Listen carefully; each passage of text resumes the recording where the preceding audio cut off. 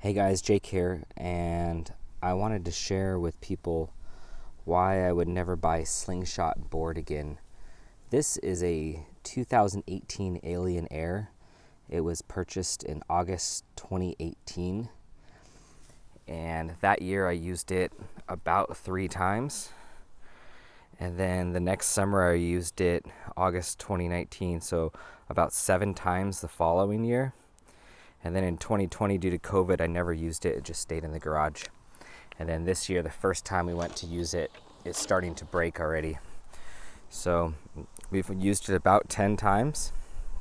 And you can see right here, there's a big soft spot now. So the whole board is delaminating from the inside out. There's a bubble forming. It's all soft, you can see here too. There's no external damage on this board. We take really good care of it. It sits in a garage when it's not being used that reaches a maximum of 77 degrees Fahrenheit and as cold as 55. That's not outside the norm for temperatures. And I reached out to Slingshot hoping that they would understand that there's a manufacturer defect and that this board is failing. After a bit of going back and forth, the best they could offer me is that I would have to spend another $365 of my own dollars to get it replaced. And that just doesn't make any sense to me.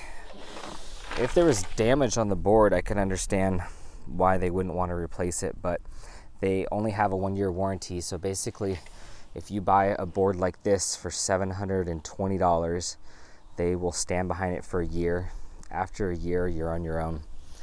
And there's no way I would buy another Slingshot board given the quality of this board. I have surfboards that we've had for almost 10 years, and they've been beat up much more, and they have little nicks, and none of them have failed like this board. So I would never buy Slingshot brand again, and I highly recommend you guys look at some other brands because there's definitely some quality issues with Slingshot. And also, they won't stand behind their product. They wouldn't replace it under warranty.